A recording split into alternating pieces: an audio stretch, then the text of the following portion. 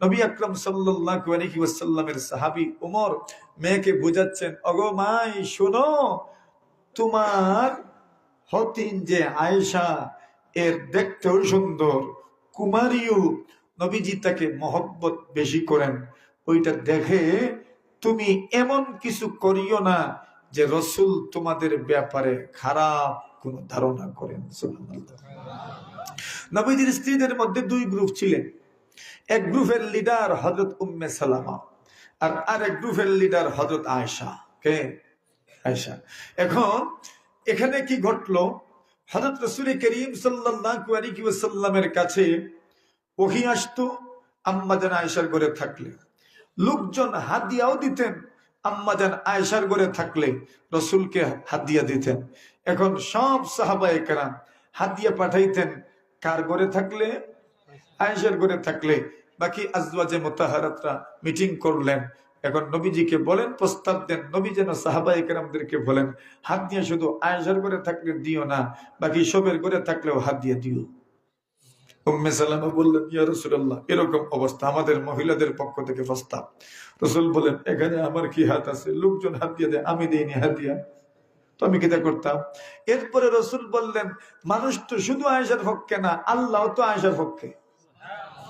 কেন? ওহী তোমাদের ঘরে থাকলে ওহী আসে না, আয়েশার ঘরে থাকলে ওহীও আসে। সুবহানাল্লাহ, জোরে বলেন। তো এটা কলবি মহব্বত, এটা দিলের বিষয়। কিন্তু কারো যদি একাধিক স্ত্রী থাকে, তাহলে একজনের প্রতি তার দিলের মহব্বত যদি বেশি থাকে, আল্লাহ এই ব্যাপারে তাকে পাকড়াও করবেন না। বাহ্যিক দৃষ্টিতে যত হক আছে, অধিকার আছে, সবটা সমান দিতে হবে। এই ক্ষেত্রে আপনি সমান করবেন, এটা আপনার কুদরতের ভিতরে, তৌফিকের ভিতরেও। কিন্তু মহব্বত তো, দিল তো আপনার হাতে না, দিল কার হাতে? আল্লাহর হাতে। ঠিক ওই বিষয়টা সন্তানের ক্ষেত্রেও, সন্তানদেরকে দেওয়ার ক্ষেত্রে, অধিকারের ক্ষেত্রে সমান দিবেন। কিন্তু মহব্বত কোনো এক সন্তানকে বেশি করবেন মা বাবা, এটা হইতেই পারে। কথা বুঝে আসছে? ওই ক্ষেত্রে আল্লাহ আপনাকে পাকড়াও করবেন না, আল্লাহ আপনাকে শাস্তি দিবেন না। আসেন, যে কথাটা বলতে চাই, হযরত ওমর মেয়েকে বুঝাইলেন। একদিন হযরত ওমর রাদিয়াল্লাহু তাআলা বলেন, আমার এক সঙ্গী ছিল, ওই সঙ্গী নবীর খেদমতে থাকতো, আমি বাড়িতে থাকতাম, আমি নবীর খেদমতে থাকলে উনি বাড়িতে থাকতো। একদিন সে এসেছে, সেই আমার দরজায় নাড়া দিছে, গরেনি। ভিতর থেকে জবাব হইল, জিও গরো। না, আমরা দেশ মানুষে ঠাকুর ভাই গরো নি দেবো, খোঁজ না নেই। স্ত্রী উঠছে, এখন জিও গরো আসো বলে ঘুমাই রইছ, উত্তর দেন স্ত্রী। এখন উনিও জিজ্ঞাসা করছেন, ঘরে নি? জোরে সুরে ভিতর থেকে জবাব এসেছে, জি ঘরে। কি করেন? দ্রুত বের হ। দরজায় এমন ভাবে করাঘাত করা শুরু করেছেন, দ্রুত বের হ। উমর বের হইলেন। মানুষ ঘরে থাকলে তো কাপড়, ঘুমানোর কাপড় আর ঘরের বাহিরের কাপড় তো সমান না, একটু কাপড় চোপড় মানুষ খুলে, উনি চাদরটা টেনে টেনে ঘর থেকে বের হইলেন। জিজ্ঞেলা, কি তুইছে? আজা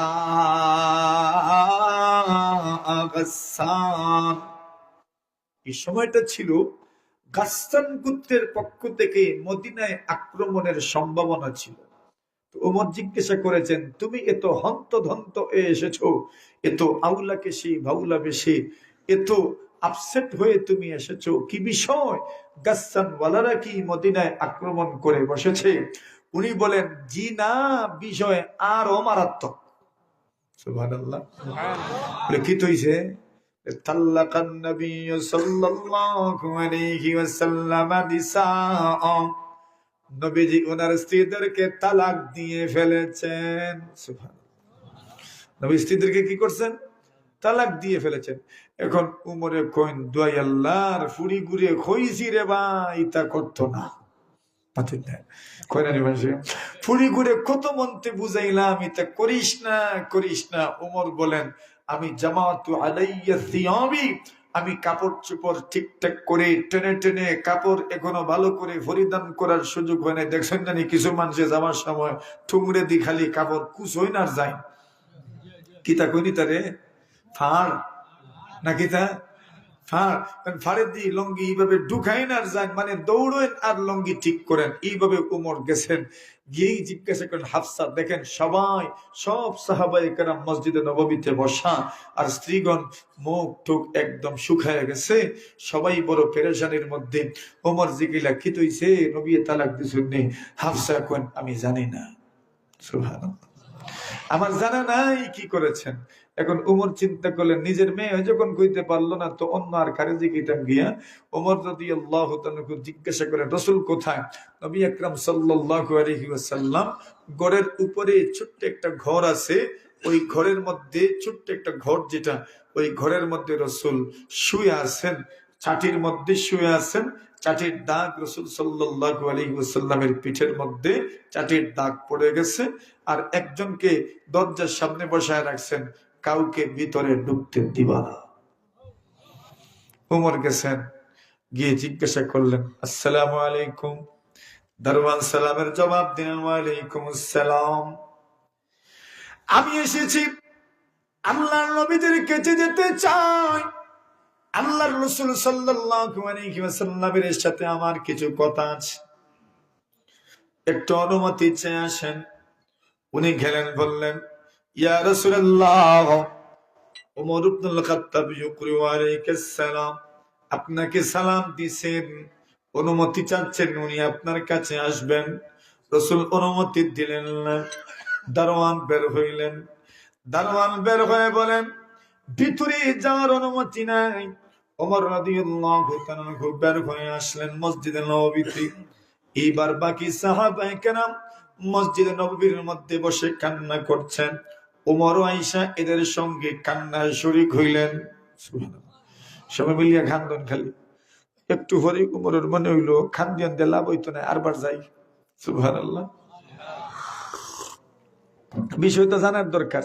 উমর বললেন আবার গেলাম, দারওয়ানকে বললাম নবীজিকে বলো ইয়া রাসূলুল্লাহ, ওমর আপনার কাছে আসার অনুমতি চান। দারওয়ান বের হয়ে বললেন অনুমতি দেন নাই। ওমর বলেন আমি আবার চলে আসলাম, আবার ওই কান্না পাত্রীর সঙ্গে বসে আমি কান্না করলাম। একটু পরেই মনে হইল কান্না করে লাভ নাই, আবার যাই। আবার গেলেন, আল্লাহর নবী অনুমতি দিলেন না, আবার গেলেন। ওই দারওয়ান ভিতরে প্রবেশ করলেন, আল্লাহর নবী গো, ওমর অনুমতি চাচ্ছেন, আসতে দিবেন কিনা? রাসূল একটু পরে ওই দারওয়ান বের হয়ে বললেন অনুমতি নাই, ওমর চলে আসছেন। এমন সময় দারওয়ান পিছন থেকে ডাক দিলেন আর বললেন ওমর, আল্লাহ রাসূল আপনাকে ঘরে যাওয়ার অনুমতি দিয়েছেন। এখন বুঝলেন কথাগুলো, আল্লাহ রাসূল আপনাকে ভিতরে যাওয়ার অনুমতি দিয়েছেন। ওমর ইবনুল খাত্তাব রাদিয়াল্লাহু তাআলা ভিতরে প্রবেশ করলেন, সালাম দিলেন, আসসালামু আলাইকুম ওয়া রাহমাতুল্লাহি ওয়া বারাকাতুহু। নবীজি সালামের জবাব দিলেন। এবার ওমর রাদিয়াল্লাহু তাআলা কথা শুরু করলেন।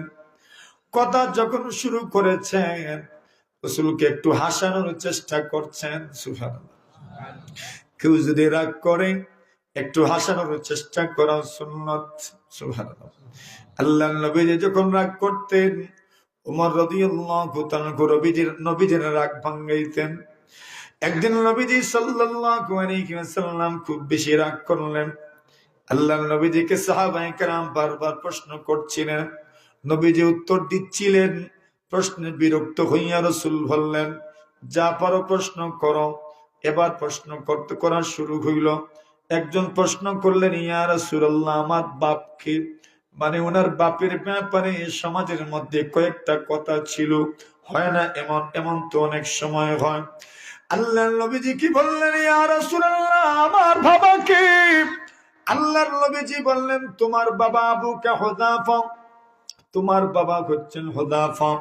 এইভাবে বলতে লাগলেন, উত্তর দিতে লাগলেন। আল্লাহ আয়াত নাজিল করে দিলেন লা তাসআলু আন আশিয়া, এমন কোন বিষয় রাসূলকে প্রশ্ন করিও না। ইন তুবদা লাকুম তাসুকুম, যদি ওই কথাগুলোর উত্তর দেওয়া হয় তোমরা লাঞ্ছিত, অপমানিত, অপদস্থ হয়ে যাবে। ওই আয়াত নাজিল হয়ে গেল। আল্লাহর নবীর সাহাবী হযরত ওমর চিন্তা করলেন, রাসূল তো রাগান্বিত হয়ে গেছেন, কেমনে রাগ মিটানো যায়। ওমর রাদিয়াল্লাহু তাআলা আনহু নবীর সামনে দুই হাঁটু গেড়ে বসলেন, নবীজির হাঁটুর উপর হাত রেখে বললেন, রাদিতু বিল্লাহি রাব্বা ওয়া বিল ইসলামি দীনা ওয়া বি মুহাম্মাদিন সাল্লাল্লাহু আলাইহি ওয়াসাল্লাম রাসূলান ওয়া নাবিয়্যা। আল্লাহর নবী গো, আল্লাহকে রব হিসাবে পেয়ে আমরা সন্তুষ্ট, ইসলামকে দ্বীন ও ধর্ম হিসাবে পেয়ে সন্তুষ্ট, আপনাকে রাসূল ও নবী হিসাবে পেয়ে সন্তুষ্ট। ওই কথাটা বলা মাত্রই রাসূলের রাগ শেষ হয়ে গেছে।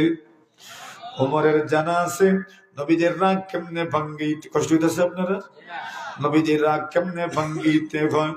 আল্লাহর নবীর সাহাবী হযরত ওমর বলেন, ইয়া রাসূলুল্লাহ, আল্লাহর নবী গো, একটা সময় আমরা যখন মক্কায় ছিলাম, হিজরত করে তো মক্কা থেকে মদিনায় এসেছেন, নবী সাল্লাল্লাহু আলাইহি ওয়াসাল্লামের সঙ্গে একটু খোলামেলা কথা বলছেন। আল্লাহর নবীজি গো, আমরা তো মক্কায় ছিলাম, মক্কায় থাকাকালীন সময়ে আমাদের স্ত্রীগণ আমাদের কথার উপর কথা বলতে পারত না। সুবহানাল্লাহ, বুঝিয়েন কথা। মক্কায় আমরা যতদিন ছিলাম আমাদের স্ত্রীগণ আমাদের কথার উপর কথা বলতে পারত না। মদিনায় যখন আসলাম, মদিনার মহিলারা তাদের স্বামীদের উপর তর্ক করে স্বামীদের কথার উপর কথা বলে। এগুলো দেখে শুনে আমাদের স্ত্রীরা আমাদের উপর কথা বলা শুরু করে দিছে। জোরে কইন সুবহানাল্লাহ। কোন সময় দেখা শিক্ষিকা ওমর বললেন, ইয়া রাসূলুল্লাহ, আমরা তো এমন ছিলাম আমাদের স্ত্রীরা আমাদের উপর কথা বলতো না। মদিনা আসার পরে মদিনার নারীদের আচরণ দেখে আমাদের স্ত্রীরাও আমাদের উপর কথা বলে। ওই কথাটা শোনা মাত্রই রাসূল মুস্কি হাসি দিয়েছেন। সুবহানাল্লাহ। রাসূল বুঝাইলো, ওই রে হাসাব কইছো। সুবহানাল্লাহ কোন, সঠিক কইছো তুমি। মক্কায় যতদিন ছিলাম কেউ আমাদের স্বামীদের কথার উপর কথা বলে নাই। মদিনা আসার পরে দেখা গেল মদিনার মহিলাদের মতো এরাও ছট কইরা একবারে জবাব দিয়ে দেয়। হযরত ওমর যখন এই কথা বলছেন, নবীজি মুস্কি হাসি দিয়েছেন আর বলছেন, তুমি যেটা কইছো একবারে সঠিক কইছো। সুবহানাল্লাহ।